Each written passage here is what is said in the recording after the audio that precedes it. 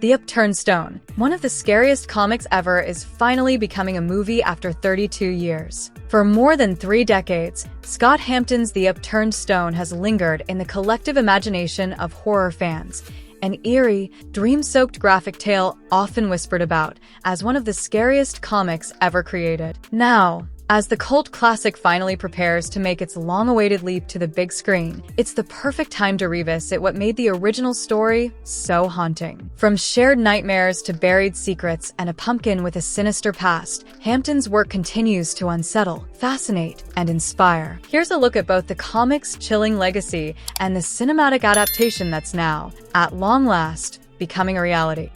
The Upturned Stone. In the passage, the writer introduces a month-long feature devoted to the scariest comic books ever created, based on suggestions from readers. A reader named Chris S. proposed the idea of dedicating the entire month of October to exploring terrifying comic book stories, and the writer enthusiastically embraces the concept. For the duration of the month, the plan is to highlight 31 chilling comic tales, one for each day of October, chosen from recommendations sent in by fans. The writer encourages readers to contribute by emailing their suggestions, emphasizing that this will be a collaborative, community-curated celebration of horror in comic book form. Chris's own example, Scott Hampton's The Upturned Stone, is used to kick off the series. The Upturned Stone, originally published in the September 1993 issue of Heavy Metal magazine and later reprinted multiple times, is presented as a prime example of Hampton's uniquely spooky storytelling. The narrative centers on a boy named Pete who suddenly begins experiencing unsettling dreams. These dreams feel less like fantasy and more like memories,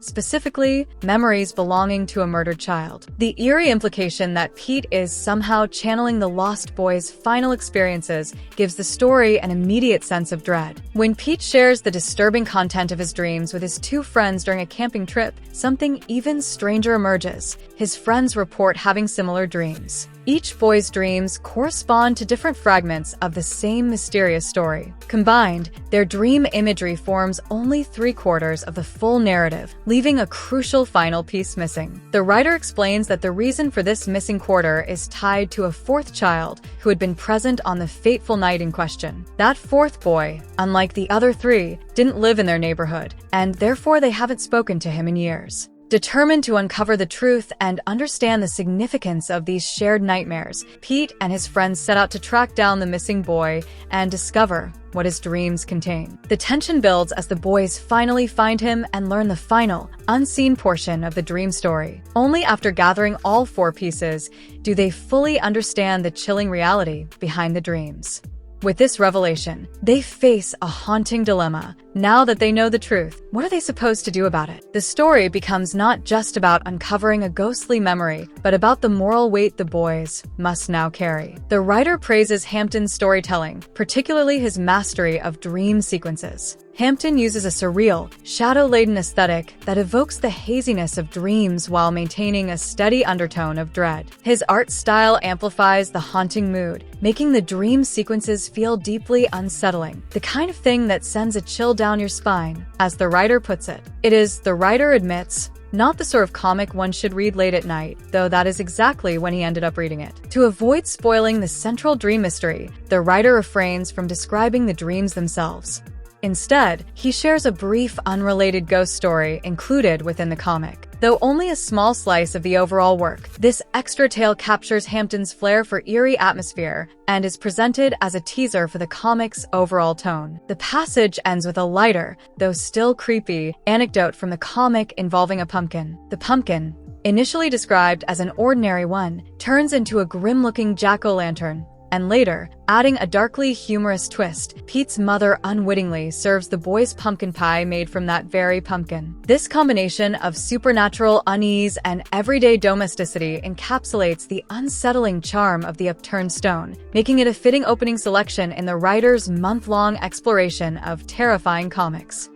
Movie after 32 years. After more than 3 decades, Scott Hampton's acclaimed 1993 horror comic The Upturned Stone is finally being adapted into a feature film. The long-awaited project will be directed by Anki Suriak and produced by Story is King Pictures, with Hampton himself writing the screenplay. Over the years, The graphic novel has achieved cult classic status among horror and comic fans, widely praised for its unsettling tone and haunting visual storytelling. Many consider it one of the scariest horror comics ever published. Set in 1969, the story follows four preteen boys who receive $2 from a mother to buy a Halloween pumpkin. Instead of spending the money, they take a pumpkin growing out of a grave belonging to an unknown murdered teenager. Unaware of its origins, the mother bakes the pumpkin into a pie and serves it to the boys. Soon afterward, each boy begins to have disturbing nightmares connected to the dead teenager. What makes the dreams more chilling is that each boy's nightmare represents a different fragment of the same overall vision. When they compare their experiences,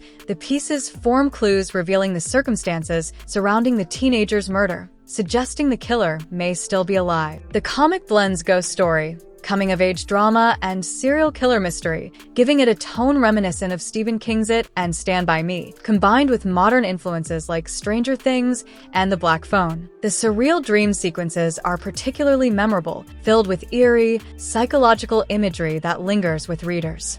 If faithfully translated, these scenes could evoke the terror of A Nightmare on Elm Street or recent horror hits like Black Phone 2. This new adaptation is not the first attempt to bring the Upturned Stone to the screen. In 2005, David Foster Productions, known for films like The Thing and The Mask of Zorro, acquired the rights, but the project was ultimately abandoned. Another attempt around 2017 also fell through. According to Hampton, past efforts failed because studios misunderstood the story's tone, pushing for a conventional slasher or more violent horror approach. Hampton insisted that the narrative was never meant to be gore-driven. At its heart, it is a coming-of-age tale. At the time, studios believed such a tone wasn't marketable. However, recent years have proven that audiences deeply connect with coming-of-age horror. The massive success of Stranger Things, the record-breaking It films, the Black Phone franchise, and Welcome to Derry has made the subgenre one of Hollywood's most reliable draws. With these trends in place, the moment finally feels right for the Upturned Stone to make its long-delayed debut on the big screen. Conclusion: as the Upturned Stone moves from page to screen, its mix of childhood innocence, supernatural dread, and emotional depth feels more timely than ever. What began as a quietly terrifying tale in the pages of heavy metal is now poised to introduce a whole new audience to its uniquely haunting world. Whether you're a longtime fan who's waited 32 years for this moment or a newcomer curious about the story behind the impending film, one thing is clear: the stone has finally been overturned, and what lies beneath is ready to be revealed.